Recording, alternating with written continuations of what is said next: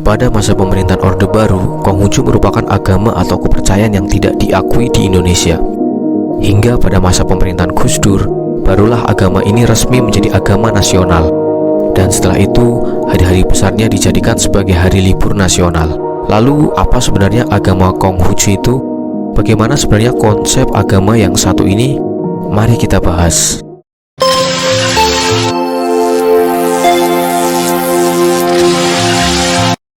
Sebelum lanjut video ini, saya ingin mengingatkan buat kamu yang belum subscribe, silakan kalian subscribe ke channel ini terlebih dahulu. Dan jika sudah, saya ucapkan terima kasih banyak. Pada pembahasan kali ini, mungkin ada banyak istilah-istilah yang kita ambil dari bahasa Tiongkok. Jadi mohon maaf jika ada salah penulisan atau pengucapan pada hal-hal yang terkait dalam ajaran yang satu ini. Konghucu berasal dari sebuah kata Kongfusi, atau orang barat menyebutnya sebagai Konfusius. Dialah tokoh kunci ajaran Konghucu atau Konfusianisme yang menyebarkan konsep ajaran Konfusianisme di Cina sekitar abad ke-5 sebelum Masehi. Meskipun sebenarnya dia bukan orang pertama yang menyebarkan ajaran Konghucu, namun bagi penganut Konghucu, dialah sosok yang paling berjasa dalam menyebarkan ajaran Konghucu. Konghucu juga mempunyai istilah lain, yaitu Rujiao, yang berarti kepercayaan dari orang-orang yang lembut hati, terpelajar, dan berbudi luhur.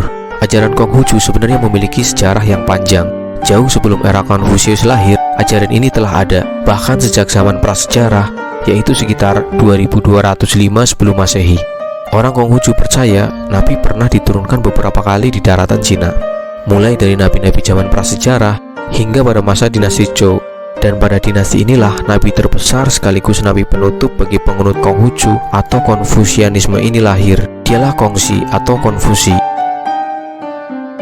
Banyak nabi-nabi diturunkan ke bumi untuk memperbaiki akhlak atau moralitas suatu masyarakat. Begitu pula dengan ajaran Konghucu, di mana ajarannya terfokus pada ajaran moralitas. Dibandingkan dengan ajaran agama-agama Samawi yang fokus pada ajaran langit, ajaran Konghucu ini justru lebih membumi. Ajaran ini mengajarkan bagaimana agar masyarakat hidup harmonis, sejahtera, dan bermakna. Karena sistem moral yang begitu memasyarakat ini, banyak yang menganggap Konfusianisme ini hanyalah sebuah sistem moral atau filsafat. Namun lebih dari itu, Konfusianisme juga memiliki konsep-konsep yang dimiliki oleh sebuah agama. Jadi, sebenarnya Konfusianisme ini adalah sebuah agama ataukah hanya sebuah sistem moral atau filsafat? Mau itu konsep agama ataukah filsafat, menurut saya keduanya memang bisa diterapkan dalam kehidupan masyarakat. Umat Konghucu pada masa Orde Baru mengalami tekanan yang luar biasa, karena pada masa itu, hal-hal yang berbau Cina dianggap sebagai komunis yang tak bertuhan. Selain itu juga dipengaruhi oleh trauma pemberontakan PKI pada tahun 1965. Maka hal yang berbau Cina dicap sebagai komunis, meskipun hal tersebut pada dasarnya tidak berkaitan dengan PKI. Begitu juga dengan ajaran Konghucu yang dikaitkan dengan komunisme. Untuk itu, umat Konghucu pada masa itu betul-betul menyembunyikan identitasnya sebagai seorang keturunan Cina, mulai dari mengganti namanya, melakukan perkawinan silang dengan pribumi, hingga mengakui sebagai umat agama lain dalam KTP. Demikian secara singkat ajaran Konghucu terutama di Indonesia. Berikutnya kita akan membahas tentang konsep dalam ajaran Konghucu. Konsep ketuhanan Konghucu. Ajaran Konghucu termasuk penganut monoteisme, di mana mereka percaya alam semesta ini diciptakan oleh Zat yang Maha Tunggal. Mereka menyebut Tuhan mereka dengan istilah Tien. Manusia tidak dapat memahami hakikat sejati Tien, sehingga ia memanifestasi ke dalam simbol ataupun sifat, yaitu Yuen, yang artinya yang selalu hadir, Hang, yang artinya yang selalu berhasil, Li, yang artinya yang selalu membawa berkah, Ce, yang selalu adil, tidak membeda-bedakan. Selain berdoa kepada Tuhan atau Tien, umat Konghucu juga berdoa kepada dewa dan leluhur sebagai bentuk penghormatan. Bagi umat Konghucu, dewa adalah makhluk langit yang merupakan ciptaan Tuhan untuk membantu tugas Tuhan dalam urusan berkaitan dengan manusia. Mungkin lebih mirip sebagai malaikat dalam ajaran Islam. Sebenarnya ada banyak dewa-dewa dalam kepercayaan Konghucu. Namun di sini saya menyebutkan beberapa dewa-dewi yang terkenal dalam kepercayaan Konghucu. Yang pertama, Dewa Cai Shen Ye atau Dewa Rezeki. Dewa Cai Shen Ye memiliki tugas untuk membagi-bagikan harta kepada manusia. Adapun nama-nama Dewa Rezeki diantaranya adalah Chao Gongming, Wu Lu Cai Shen, Fu De Cheng Shen, Cai Bok Xing Jun, Fan Li, dan Bigan. Lalu berikutnya adalah Guanggong atau dewa perang. Dewa perang Guanggong adalah dewa panglima perang pada zaman Kaisar Han. Dewa Guanggong digambarkan memiliki tubuh besar, gagah, memakai pakaian panglima, dan kepalanya dihiasi mahkota. Yang ketiga adalah Dewa Zhao Jing atau Dewa Dapur. Dia merupakan dewa pencatat amal perbuatan manusia, dan pada setiap akhir tahun kalender Cina, Zhao Jing ini akan melaporkan kepada Tuhan semua catatan amal perbuatan manusia, sehingga biasanya umat Konghucu akan melakukan ritual peribadatan pada akhir tahun. Yang keempat adalah Dewa Jodoh atau Yelao.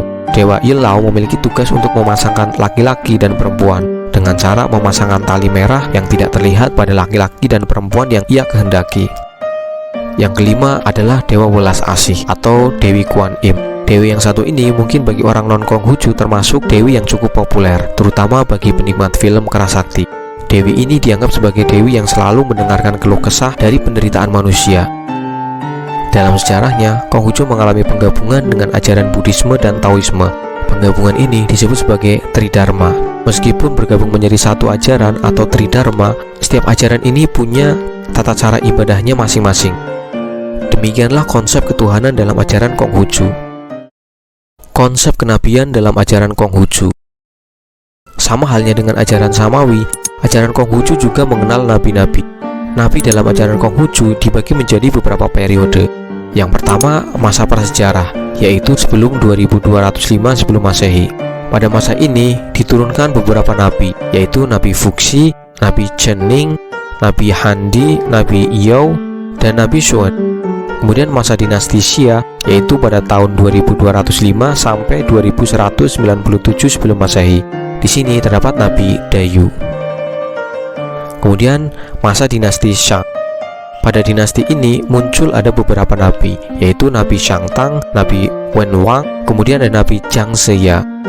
Yang keempat, zaman dinasti Zhou. Di sini terdapat beberapa nabi, yaitu Nabi Wuwang, Nabi Zhaogong, dan yang terakhir ada Nabi Kongxi atau Konfusian.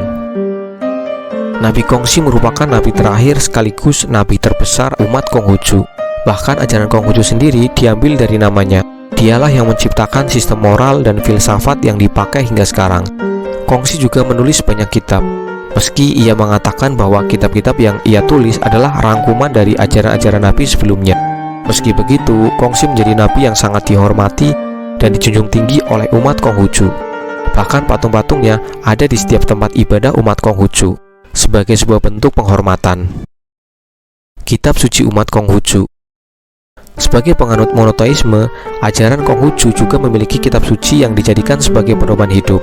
Kitab suci Konghucu dibagi menjadi dua bagian, yaitu kitab Wujing dan kitab Shishu. Kitab Wujing disebut juga kitab suci yang 5, karena kitab ini terdiri dari 5 kitab, yaitu terdiri dari kitab Sanjak Suci atau Shijing, kitab dokumen sejarah atau Shujing, kitab Wahyu Perubahan Yijing, kitab suci kesusilaan Lijing, dan yang terakhir kitab Chunxiu. Kemudian kitab suci bagian kedua adalah kitab Shishu atau disebut juga kitab yang 4, karena kitab ini terdiri dari 4 kitab, yaitu kitab ajaran Daxue, kitab sempurna Zhongyong, kitab sabda suci Lunyu, dan yang keempat kitab Mongzi. Dan ada satu kitab suci lagi yang disebut sebagai kitab Xiaojing atau kitab bakti. Ajaran dan ibadah umat Konghucu. Seperti ajaran agama yang lainnya, ajaran Konghucu juga terfokus pada ajaran moralitas. Bahkan, dibandingkan dengan ajaran Samawi, ajaran moralitas Konghucu ini jauh lebih membumi. Ajaran-ajaran moralitas Konghucu ini tidak hanya diajarkan kepada umat Konghucu saja, bahkan menjadi bagian dalam ajaran filsafat moralitas. Sehingga ajaran Konghucu ini bisa ditemui dalam kajian-kajian filsafat moral Konfusianisme. Konsep dasar ajaran Konghucu ada 3, Tien, Xing, dan Ren. Tien adalah Maha Pencipta alam semesta. Manusia tidak dapat memahami hakikat sejati Tien, sehingga ia dilambangkan dengan ciri-ciri berikut. Yang pertama ada Yuan yang selalu hadir, yang kedua ada Hong yang selalu berhasil, ada Li yang selalu membawa berkah, dan yang keempat Zeng yang selalu adil, tidak membeda-bedakan. Konsep kedua adalah Xing. Xing adalah jati diri manusia, di mana di dalam diri manusia terdapat firman Tien yang bersemayam di dalam diri. jati diri manusia menghubungkan Tien dengan segala ciptaannya. Namun banyak manusia sulit terhubung dengan Tuhan akibat tertutup oleh nafsu dan emosi. Konsep ketiga adalah Ren. Ren adalah peri kemanusiaan, di mana Ren ini dibagi menjadi dua, yaitu Jong atau Jong Yi Tien, setia kepada Tuhan, dan Shu, solidaritas, atau Shu Yi Ren, solidaritas sesama manusia. Sebagai manusia, kita harus menjaga hubungan baik dengan Tuhan dan ciptaan Tuhan ataupun sesama manusia. Umat Konghucu mengakui ada 8 rukun iman, yaitu yang pertama, sepenuh iman kepada Tuhan Yang Maha Esa. Yang kedua, sepenuh iman menjunjung kebajikan. Yang ketiga, sepenuh iman menegakkan firman gemilang. Yang keempat, sepenuh iman percaya adanya nyawa dan roh. Sepenuh iman memupuk cita berbakti. Yang keenam, sepenuh iman mengikuti genta rohani Nabi Kongsi. Yang ketujuh, sepenuh iman memuliakan kitab Shishu dan Wujing. Yang kedelapan, sepenuh iman menempuh jalan suci. Umat Konghucu juga terdapat 5 ajaran moral atau 5 etika dasar, di mana jika kelima moral ini diterapkan, maka kehidupan masyarakat bernegara akan terwujud harmoni atau selaras, yaitu hubungan antara pimpinan dan bawahan. Yang kedua, hubungan antara suami dan istri. Yang ketiga, hubungan antara orang tua dan anak. Yang keempat, hubungan antara kakak dan adik. Yang kelima, hubungan antara kawan dan sahabat. Untuk mewujudkan masyarakat yang harmoni, dimulai dari lingkungan yang paling kecil, yaitu lingkungan keluarga dan lingkungan pertemanan. Sehingga dalam ajaran Konghucu juga mengenal 5 sifat mulia atau wuchang yang harus dimiliki oleh setiap individu. Yang pertama, Ren atau cinta kasih. Kedua, Yi, kebenaran atau keadilan atau kewajiban. Yang ketiga, Li, kesusilaan atau kepantasan. Yang keempat, Xi, kebijaksanaan. Shin, dapat dipercaya. Jika kelima sifat mulia ini bisa dimiliki oleh setiap individu, maka akan mudah untuk menerapkan 5 etika dasar sebelumnya, sehingga masyarakat yang harmoni akan bisa diciptakan. Dan sebenarnya masih banyak lagi ajaran-ajaran Konghucu, namun tidak bisa disebutkan semuanya di video ini. Umat Konghucu beribadah di sebuah bangunan yang disebut sebagai kelenteng. Di Indonesia sendiri, istilah kelenteng ini pernah diubah menjadi vihara oleh penganut Konghucu. Ini diakibatkan pada masa Orde Baru, umat Konghucu mengalami tekanan yang besar dari pemerintah, menyebabkan mereka harus mengganti nama kelenteng menjadi vihara. Seperti yang kita tahu, vihara merupakan tempat ibadah umat Buddha. Bagi umat Konghucu, berdoa dan sembahyang merupakan cara untuk bersyukur kepada Tien, Tuhan Yang Maha Esa. Untuk berdoa bisa dilakukan di mana saja dan kapan saja. Namun untuk sembahyang, biasanya mereka lakukan di kelenteng atau di dalam rumah. Untuk sembahyang, ada sembahyang rutin dan ada sembahyang yang dilakukan pada hari-hari tertentu saja. Untuk sembahyang rutin biasanya dilakukan pada pagi dan sore hari, sedangkan untuk sembahyang hari besar biasanya ditentukan di dalam kalender Tionghoa. Dalam bersembahyang, biasanya mereka membuat sesaji berupa makanan untuk dipersembahkan atau sebagai ungkapan rasa syukur terhadap Tien. Dan biasanya dalam berdoa maupun sembahyang, mereka menggunakan dupa sebagai media untuk berdoa, di mana mereka percaya doa yang dipanjatkan akan terbang bersama asap dupa ke atas langit, sehingga Tien akan mendengarkan doanya.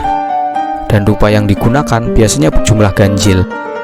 Semakin banyak dupa yang digunakan, maka semakin besar peluang doa akan didengarkan oleh Tien. Saat sembahyang, biasanya doa yang pertama dipanjatkan adalah untuk Tien atau Tuhan Yang Maha Esa. Baru berikutnya bisa ditujukan kepada nabi atau dewa atau orang-orang yang pernah berjasa dalam hidup mereka, termasuk kepada leluhur dan orang tua.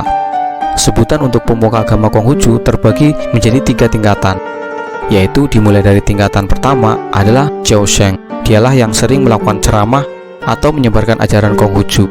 Di atasnya ada Wenxi, di mana ini sebutan guru bagi Jiaosheng. Lalu di atasnya ada Xuesheng, di mana ia bertugas untuk membimbing Jiaosheng dan Wenxi. Dan ada satu lagi sebutan pemuka agama Konghucu, yaitu Jianglao. Dia adalah sebutan untuk pemuka agama Konghucu yang telah sepuh.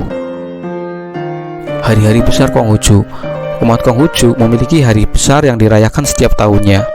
Berikut beberapa hari besar umat Konghucu, yaitu ada hari Imlek, ini merupakan tahun baru kalender Tionghoa. Ada Cap Gomeh, ini merupakan perayaan tanggal 15 setelah tahun baru Imlek. Ada hari raya Pehchun, yaitu berdoa bersama untuk menghindari bencana yang mungkin terjadi. Yang keempat ada hari festival Qingming, hari pembersihan makam untuk mengingat dan menghormati leluhur. Kemudian ada hari lahir Kongxi yang jatuh pada 28 September setiap tahunnya. Dan masih banyak lagi hari-hari besar umat Konghucu yang dirayakan setiap tahunnya. Konsep hari akhir atau eskatologi.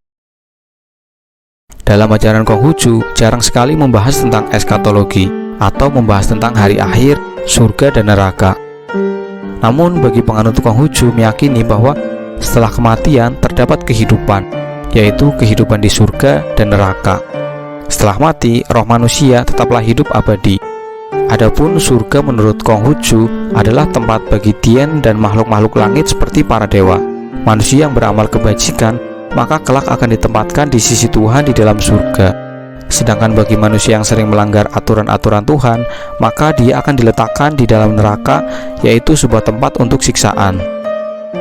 Jadi Konghucu atau Konfusianisme ini merupakan ajaran tentang monoteisme, di mana Tuhan yang Maha Tinggi disebut sebagai Tien. Meskipun mereka berdoa kepada Tien, namun mereka juga berdoa untuk para nabi, leluhur, orang yang berjasa, dan juga orang tua. Konfusianisme terfokus pada ajaran filsafat moralitas, yaitu perbaikan terhadap moral manusia, sehingga ajarannya banyak dikenal di seluruh dunia sebagai ajaran filsafat. Demikian video pembahasan kali ini. Jika kamu ingin memperbaiki dan menambahkan informasi dalam video ini, silahkan tuliskan di kolom komentar. Terima kasih sudah menyimak. Jangan lupa like, komen, dan share. Dan jangan lupa subscribe buat kalian yang belum subscribe. Sampai jumpa di video berikutnya.